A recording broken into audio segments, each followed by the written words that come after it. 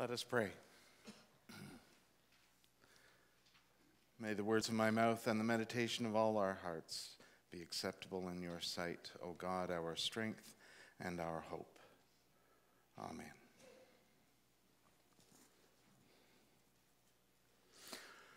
So there he is, standing there. He's waiting for the big moment. He's waiting for all the Who's to come out of their houses and start crying because Christmas is gone, and that's not what happens. He hears something completely different because, of course, the Who's know something that the Grinch doesn't know, which is Christmas isn't about presents or about parties or about lights and decorations or singing even. Christmas is about something more. And this is why I love the original animated version of this story, is because at that moment, as the Who's are singing, a light rises from them. And what happens? The Grinch realizes something. His heart grows 3 times that day, and he has the strength of 10 Grinches plus 2. The Who's are Jesus. You know what that makes you, and me, and everybody else. That makes us a Grinch. Now, I know we're not green, and some of us aren't grumpy, but I know we're not green or anything, but we're the Grinch. Because think about it for a second. We're like the disciples. We're like the disciples watching Jesus in the Transfiguration story. We're just like that. We see something, they see something in Jesus. They suddenly realize something about Jesus. That's the whole point of Transfiguration. They realize something. The Grinch realizes something. It's not like the Grinch has no heart, which I think is a really cool thing in the story. The Grinch has a heart. It's just this big. We, metaphorically speaking, too, sometimes have small hearts. And then we have an experience, and that our hearts grow 3 times, and we have the strength of 10, whoever we are, plus 2. That's the thing about this Transfiguration story. We hear this story and we go, oh, it's Jesus, it's the season of revealing. This is Epiphany. Epiphany ends with Transfiguration. It's the final reveal. It's the reveal of Jesus is truly divine, and we hear the voice of God say, this is my beloved Son, listen to him. And so clearly this is a story about how Jesus is divine, and we should realize that. Okay, but just for a moment, don't stare into the blinding light. Instead, look at what it's illuminating. What's the light shining on? The light's shining on the disciples. The light's shining on you and me. If you look directly at the light, you will be blinded by it. But if you look at what the light is showing you, it's showing you us. It's showing something greater than just the brilliance of its own magnificence. It's showing something else. The Grinch realizes something that day, just as I think those 3 disciples that went up the mountain with Jesus did. I have a feeling, I know the story doesn't really go like this, but I have a feeling that those are the 3 lead disciples for the rest of the journey. Because they saw something the others didn't. I know in the end one of them denies knowing Jesus and runs away, but still, they saw something. Just as the Grinch did that day. And so what happens to the Grinch when he realizes that? He doesn't just realize and go, oh, hey, those Who's are pretty cool after all. It changes him. His heart grows 3 sizes. He has the strength of 10 Grinches plus 2. And what does he do? That's why we needed to watch that right to the very end of the clip. I could have stopped it right there because the Grinch has changed in that moment. But how has the Grinch changed? It's not just that he realizes something, it's then he does something with it. Not only does he take everything back, he ends up cutting the roast beast. He becomes the leader, essentially, and who serves others. Oh, that's such a Jesus moment right there. I know, when I originally said we're all Grinches, you were probably thinking, what? But now you're feeling better about it, aren't you? Because now the Grinch is Jesus. Which is the point. It's not just enough to see Jesus. It's not just enough to listen to Jesus. We have to do with it. And we do with it because we're inspired to do with it. Because that moment in which Jesus is revealed, and whether it's in that moment of transfiguration or in all of the stories we know about Jesus, when Jesus is revealed to us, we not only learn something, we are empowered to go and do something with it. And then doing that something, we are empowered even more. That's what love does. That's the whole thing about Jesus saying, love one another as I have loved you. And I could be wrong about this, and if somebody else has been keeping track, let me know, but I think that's probably at least the 10th time I've mentioned that verse from John's Gospel in the last few weeks. Because that is what it's about. It's not just a question of go and love people the way I taught you to love, so you should go and do that because it's good for other people. Remember, they'll know we are Christians by our love, right? They'll know that you're a follower of Jesus because you're loving people. It's not just that. It's what it does for you. It's how it empowers you to want to do more.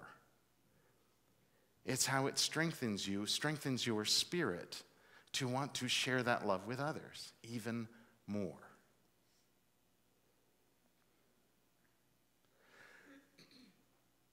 I love the animated version of How the Grinch Stole Christmas. I love the book, actually. There isn't anything I don't love about this story.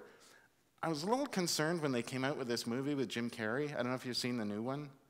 And when I say new one, I think it's at least 10 years old now. It could be older than that. But they made a live-action one with Jim Carrey as the Grinch. Seen it? Anybody? A few people? Okay. They did something a little bit different because, you can't make a half-hour live action and sell it in the theater. They created a backstory for the Grinch that isn't in the original story. And part of that backstory is that the Grinch is actually a Who. He just looks different because he's green. But he looks different. And that backstory is about how he was treated because he looked different. And of course, the resolution at the end isn't just that he brings everything back, it's that he becomes part of the community again. Are you seeing where I'm going with this?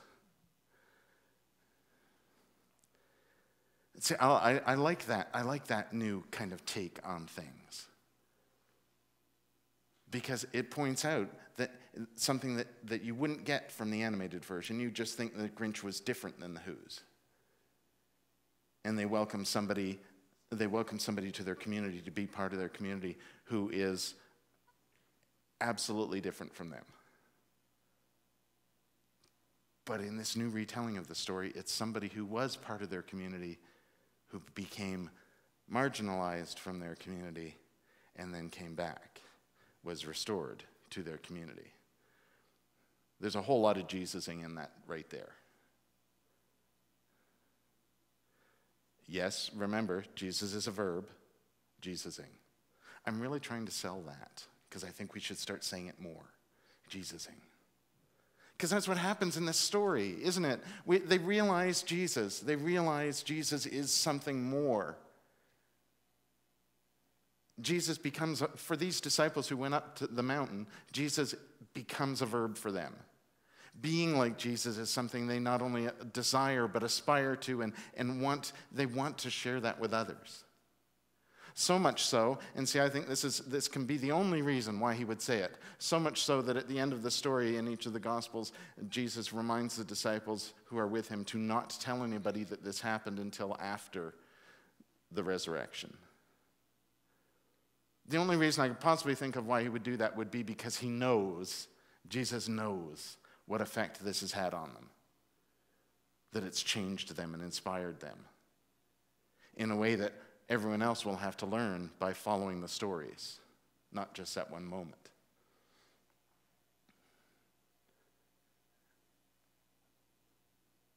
We are truly enlightened, illuminated, inspired. We have insight. Any more light? Bedazzled. You can even be bedazzled by this story. But the story is meaningless unless you do the thing that the disciples did, which is go and share it. It's not enough to just learn it. It's not enough to know the story and think, oh, that's a great idea. Yes, I should go and help others.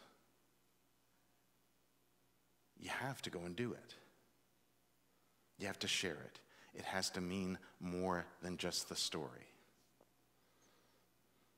So here we are at the end of Epiphany, the season of Epiphany. Not everybody has a Transfiguration Sunday. Some people just move right on into Lent. There's no sort of wrap-up Sunday to Epiphany. That's why I love this story as being a wrap-up story to Epiphany, because, and again, the Grinch story is a perfect way to connect these things. This story of Transfiguration reminds us of what? The star as the sign. Remember way back at Christmas? In the Epiphanies, the first story of this season of Epiphany, it's the Magi follow a light. And they've come to what the light shows them, and then they go home, and we don't ever hear from them again, which is too bad, because I bet they go home and share what they learned. I bet they go home inspired by having seen what was shown them by the light. Then we had a whole bunch of stories about how Jesus is revealed to us. And here we are at the end of the season of Epiphany with, once again, the light. And next week, Lent, the time of shadow. The time that traditionally the church has celebrated by not celebrating. It's time of darkness. It's purple. Not that there's anything wrong with purple. It's just that traditionally it's a darker time. And why is that? Well, it's because Jesus goes, I shouldn't start telling the story now, should I? Because we're going to hear it next week. But it's the time that Jesus goes into the wilderness. Why does Jesus go into the wilderness? Well, we're going to talk about that. But we have traditionally seen that story as a story where Jesus goes into the wilderness and it's a time of temptation. The wilderness is a terrible place. It's a bad place. Satan is there. Nobody wants to go into the wilderness like that. And yet Jesus does. Good old Jesus. But really, is that what it's about? Is it? We've just heard a whole bunch of stories about how Jesus enlightens us. We are enlightened by the presence of Jesus. And here we are in this last story where I think we are reminded of the fact that the light just doesn't tell a story. It inspires us to go and do. And here we are, I think, finding ourselves probably very much like Jesus did at this moment, going, I don't know, what am I going to do? I don't know. Maybe I'll just take a little while and sit and just wonder about how I'm going to go forward. A little time, maybe self-examination, a little time by myself to wonder how I'm going to plan out this whole ministry thing. Maybe I'll go and do that. Hey, I'll just go spend some time in the wilderness, in the desert, and think about that. Because it is not enough to see the light. It's not enough to even be inspired by the light and feel better because you've seen it. We have to go and live it. We have to go and share it. And as we do, it brings us even more inspiration, more strength, more love by having shared it.